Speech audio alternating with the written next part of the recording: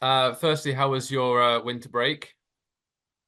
Yeah, it's been good, really good actually. I felt it flying because the we started testing quite soon after the end of the season, and then that takes us through to the end of November, and December's went pretty quickly. I just get stuck into a lot of training and doing normal day-to-day stuff at home, and a lot of focus geared towards getting ready for this test that we've just done. And right now we're in the middle of you know, team photo shooting for the 24 season. So been really busy organizing all the designs and helmet, new helmet designs and things like that as well. So it's been a nice busy period. Talking about the test, obviously it seems like it was a really good one, especially on the second day for you yesterday. Um, how has that transition been so far to Yamaha? And reading some of your comments yesterday, you seem to indicate that there was a bit of a direction that seemed to be found going into Portimao and obviously hopefully Phillip Island. So where are you at in terms of the bike being yours, let's say, and that transition to Yamaha? So the first the first steps with the bike, I felt comfortable straight away. The team done a really nice job to with the bike fit, and the attention to detail was next level, really. But we're trying to make the bike mine. I felt at home straight away riding the bike, but of course, I was able to understand all the positives of the bikes and also some areas that we need to work on and to improve. So it's more when I talk about find a good direction. It's we've highlighted the areas that we need to work on, um, and with me as well, because it's my first time riding the bike, completely different engine character. We're making changes to the bike, but not just to try and improve the setting, but also to understand how all these settings, how I adapt to them, my response, my feedback. So it's a real, you can never do enough laps. Even if we were back testing today, we would understand even more. So I think it's the step-by-step progress of both me understanding the bike, finding a way forward with the bike, and also the team understanding what I need to be fast. In terms of the Yamaha itself, you often hear like so much, whether it's MotoGP or World Superbike, a lot of riders or people around the paddock seem to say that the Yamaha is a very rider-friendly bike. But until you actually speak to someone who's ridden the bike and has a lot of sort of knowledge about it, you don't really know. So how is that the impression you sort of got from it, and how is it different going from the Kawasaki where you've been 9 years to making that change? Well, I think it's a fair comment to say it's a user-friendly bike. Definitely a bike that inspires confidence. Because my first laps on the bike, the lap timer was broken, so I didn't really have not broken because it was a private test.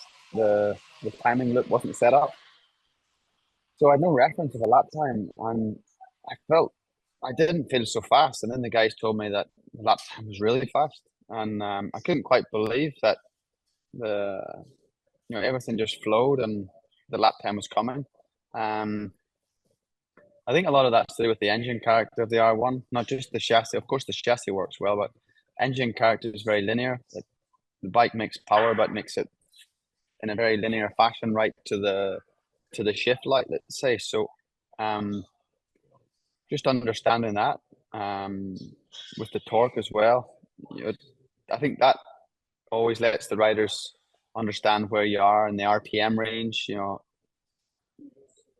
A lot of you can really understand the bike and ride it with your hand as well, and not use so much electronics to iron out, let's say, holes in the torque map or so I think that's what people refer to as being user friendly. Just in terms of as well, you've obviously, especially the last couple of years when Ducati and Bautista have been really, really strong, you've had that chance to sort of compete against them with the Kawasaki, and then you've seen what Toprak's done with the Yamaha.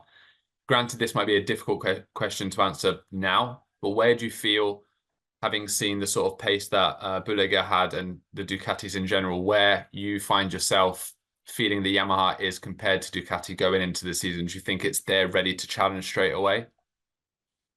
we have to see. Right, at this stage, it's way too early to talk about how competitive we can be. You know, in testing, everyone's always on different strategies. What's clear is you're just looking through the lap by lap analysis after the test. Bulaga was a clear step in front of everybody. You know, after that, you know, Alvaro looked very strong as well, even though in the final classification he wasn't at the front, but lap by lap he was, you know, Alvaro's Alvaro.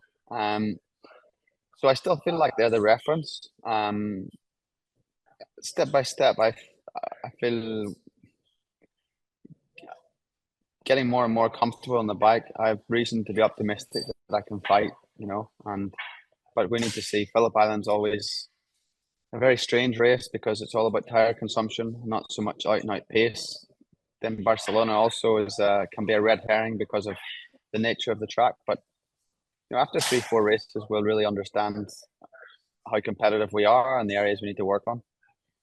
Just in terms of as well, I think something that a lot of people are interested to see is how you go about being sort of replacing Toprak, who's been the reference for, I guess, other Yamaha riders the last few years.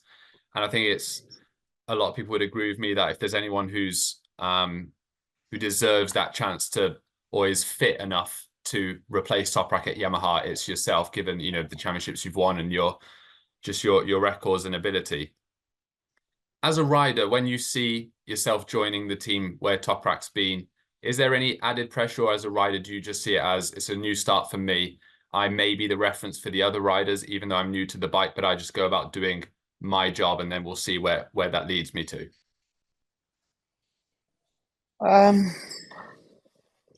Yeah, I don't really know the question there.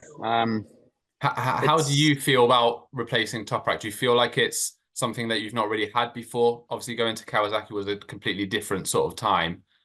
But do you feel added pressure replacing Toprak, who's been the reference for Yamaha for so long?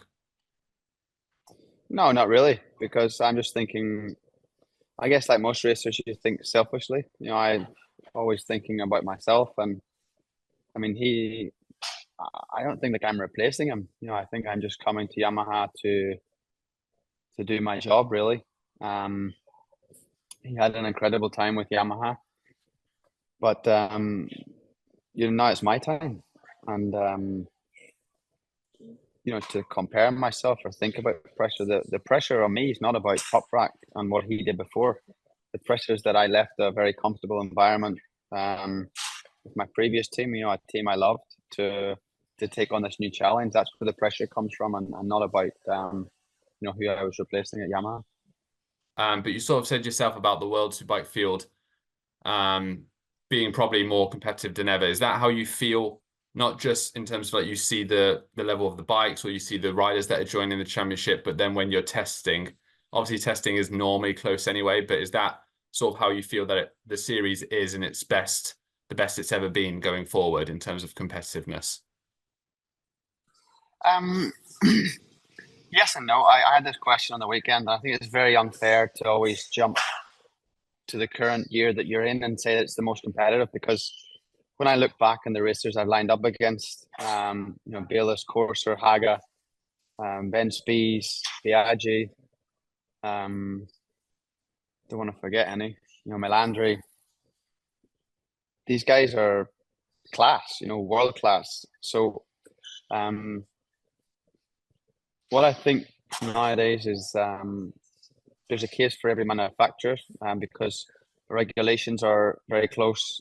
Dorna have done very well to encourage the official teams to supply customer teams with equal machinery. So it gives more opportunity to, and with regulations constantly under review in view of making everybody competitive. Of course, there's more people at the front, more people that can fight for victory, and when you have that, then of course you get great racing and more people involved. Of course, it's always going to be the best guys that rise to the top, and that's what sieves out the champion at the end of the year. The people that can put it together most weekends.